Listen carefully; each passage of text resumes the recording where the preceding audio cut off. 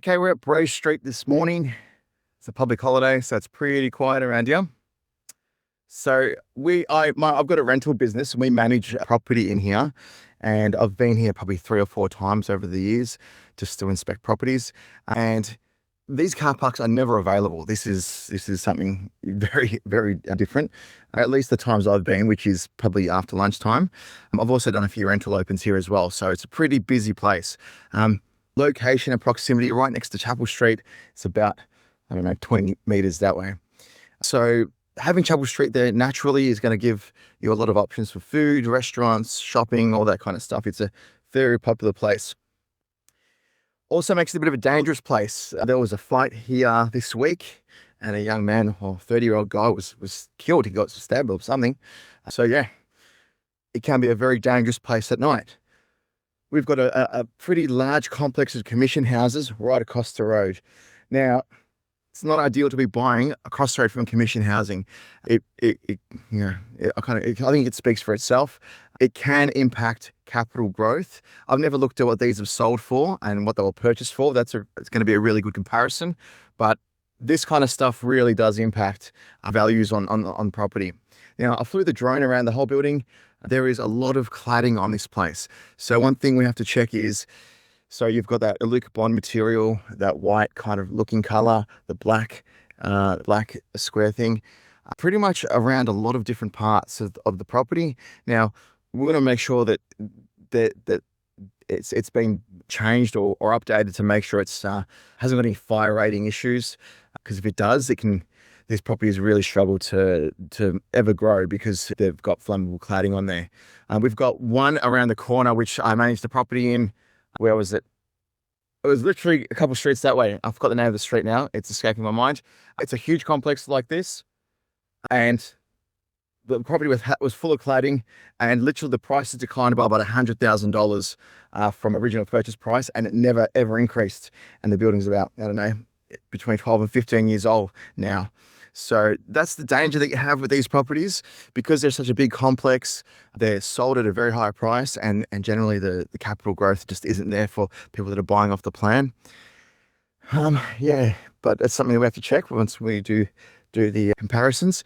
Another thing we have to look at is the property that we've managed, and I've spoken to the building manager of this place. Had issues with leaking windows under heavy rain. We had a couple of reports from tenants under big storms that the water was leaking in, and that is a problem, because these kind of windows are manufactured and put together in a factory, and they just kind of bring them here and just slot them in place. So that can create some problems. So I'll be putting special attention on the video, looking for I guess issues with stains and anything I can see that's got water damage in and around the windows, around the floor, and so forth. 1, 2, 3, 4, 5, 6, 7, 8, 9, 10, 11, 12. 12 properties on the floor. Okay, thank you. And first things first, it's got a floor-to-ceiling windows, really good light, fantastic view. Now, starting off with the view, has been a block of land vacant for over a decade, right there. Now that potentially could rise up. That will definitely be a building one day. I just don't know why it's taken so long, but they're obviously going to have some sort of expansion there. It could be more commission housing.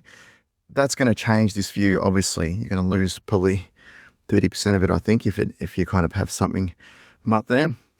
But yeah, the ceiling heights in here are really nice. We've got 2.7 meters, I think. So when you kind of walk into an apartment, you can almost touch the ceiling there, like a 2.55. It's almost like when that step down when you see right in the entryway there. And it doesn't have a really good feel about the place just because of a low ceiling. In this case, you've got that high ceiling, really good. Floor-to-ceiling windows as well, letting maximum light in. These are the windows that can leak. So I'm just kind of looking for any places that the wall has been painted recently, which is interesting. That isn't the issue for Body Corporate to fix though. When it does leak, it doesn't fall onto the owner. Yeah, so I can't see any kind of signs of leaking on the floor. Let's have a look at the balcony. Okay, so we've got water, moisture. It's wet. It must have rained. So that tells you that rain comes in from here. So this is that cladding that could be potentially hazardous for, or be fire danger. All right, let's look at the bedroom.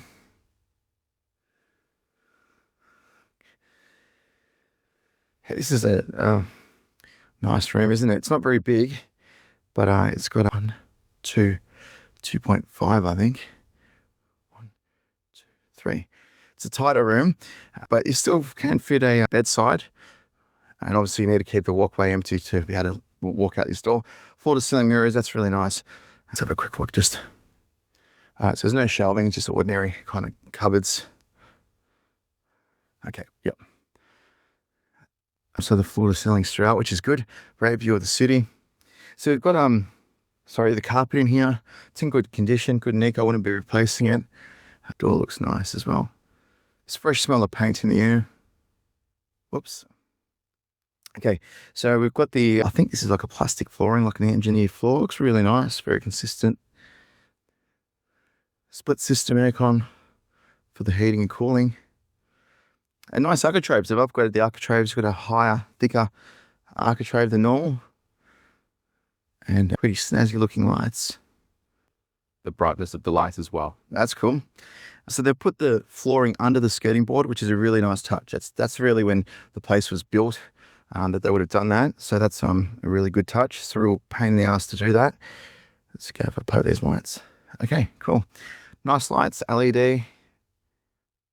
Okay, so this is the natural light that you get in this property, in this room. I just shut the door. You can see it's a bit of a darker room. It's just because it's a 2-bedder and you don't have any side windows. You've got neighbours literally there, so that's something you have to pay attention to. But it's good to have a dark bedroom occasionally, I guess. A little study nook. It's pretty common in a lot of these properties with this design. This is a larger room. This definitely looks bigger than a 3x3. 1, 2, yeah, it's 3.2 or 3.3 width. So you've got ample space for a larger bed, good carpets, same kind of windows through.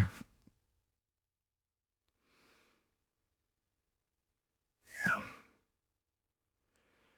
Okay.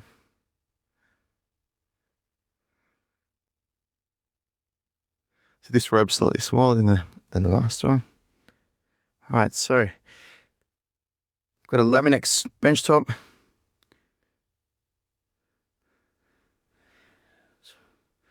Okay, I'm just looking for leaks. There's no smell or anything like that here. Sometimes if there's leaks, you can get rotting to MDF under there. Water pressure is good. I've got good silicon present. Okay, nice oven. It's just like a Electrolux. It's actually a good brand, made in Germany. You know, AEG was Electrolux. There you go.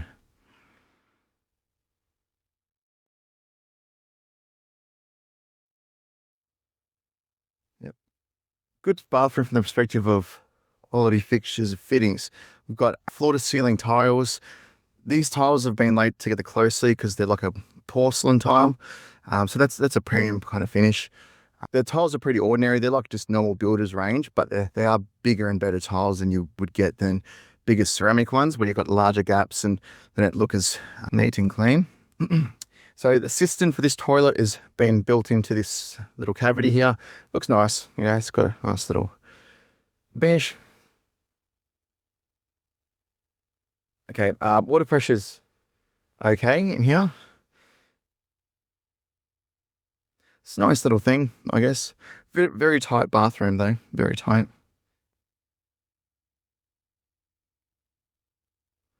Soft close, I think. Yes, it is. Oh, that's cool. Okay, so let's test if there's ever been any damage from water. It's pretty good. So there is a bit of a step down on the shower. This is really good. I like a frameless looking shower, but this has got these rollers at the top. It's very nice. Yeah. Tap fittings, just ordinary. Yep, okay. And you get a storage cage. So room for a small car. It's not really, so I'm just reporting. Yeah, room for a small car. It's not a huge car park. Ceiling heights are pretty good in here. They can be pretty questionable. Just a quick walkthrough. So with car parks, sometimes they can stink like mold. If you kind of have a look at the floor to see if there's any kind of stains from water, it's always a dead giveaway of a leaking complex. But it looks pretty good in here. It doesn't have a sting to it, which is good. They haven't got any squiggly lines that they've repaired, done major repairs. So these are the walls that kind of show signs of, it's like a line that comes out of the concrete. Looks pretty good to me. So this is the actual structure of the whole building. Yeah. So yeah, the car park actually isn't that high. When you kind of look these boundaries here, this is the limitation. I'm just touching the ceiling. So you wouldn't want to get a car bigger than 2 meters in here. Typical kind of SUV. Oh, there you go. You got a 4-wheel drive that's cleared it. So that's probably a 2.1 limit, I guess, if you have roof racks on that. Yeah. Okay.